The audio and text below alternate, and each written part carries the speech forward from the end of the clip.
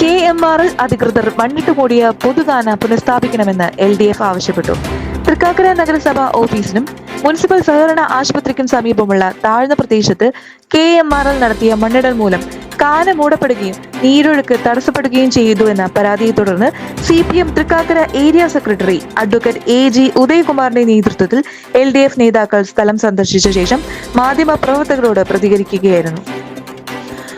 സഹകരണ ആശുപത്രി പ്രവർത്തിക്കുന്ന സാഹചര്യത്തിൽ രോഗികൾക്കും ജീവനക്കാർക്കും പ്രദേശവാസികൾക്കും ഇത് കടുത്ത ആരോഗ്യ ഭീഷണിയാണ് സൃഷ്ടിക്കുന്നതെന്നും അവർ ചൂണ്ടിക്കാട്ടി.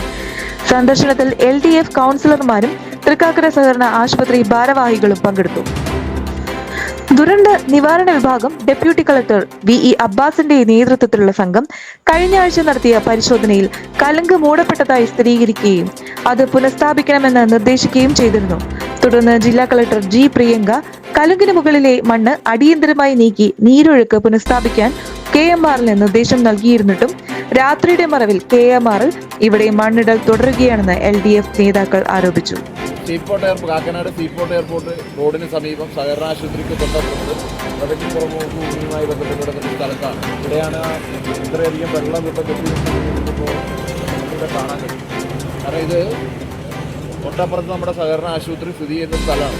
സഹകരണ ആശുപത്രിയെ സംബന്ധിച്ചിടത്തോളം ഈ നാട്ടിലെ ഏറ്റവും കൂടുതൽ ആളുകൾക്ക് ഉപകാരപ്രദമാകുന്ന ചികിത്സാ സംവിധാനങ്ങൾ ലഭ്യമാകുന്ന സ്ഥലമാണ്.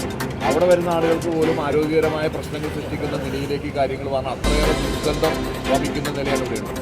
ഇതൊരു ഘട്ടത്തിൽ ഇങ്ങനെ വെള്ളമായി വന്നു കഴിഞ്ഞാൽ പൊട്ടി അപ്പുറത്തേക്ക് റോഡിന് തൊട്ടപ്പുറത്തേക്ക് പൊട്ടിപ്പോകാനുള്ള സാധ്യതയുള്ള ഒരു പ്രത്യേകത നമുക്ക് 2005 നമ്മൾ കണ്ടതാണ്.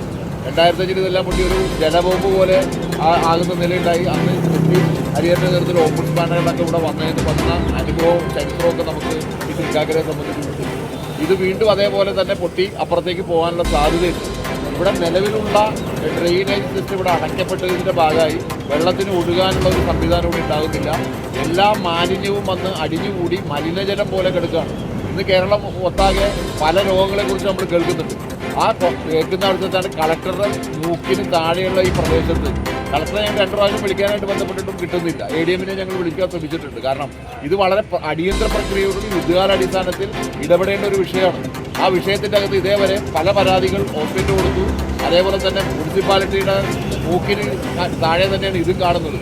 ഇതിനൊരു പരിഹാരം പ്രക്രിയയിലേക്ക് ഇടപെടാനായിട്ട് ജനപ്രതിനിധികളോ ബന്ധപ്പെടുന്നില്ല എന്നുള്ളതിനൊരു പ്രശ്നം നിലനിൽക്കുകയാണ്. അതുകൊണ്ട് തന്നെയാണ് ഞങ്ങൾ ഈ പ്രശ്നം ജനങ്ങളുടെ ശ്രദ്ധയിൽ കൊണ്ടുവരികയും ഇത് ശരിയാക്കിയില്ലെങ്കിൽ അതിശക്തമായ പ്രക്ഷോഭങ്ങളിലേക്ക് നാട്ടുകാരെല്ലാം അണിനിരത്തിക്കൊണ്ട് പോകേണ്ടി വരുന്ന ഒരു വിഷയത്തിലേക്കാണ് കാര്യങ്ങൾ എത്തി നിൽക്കുന്നത്.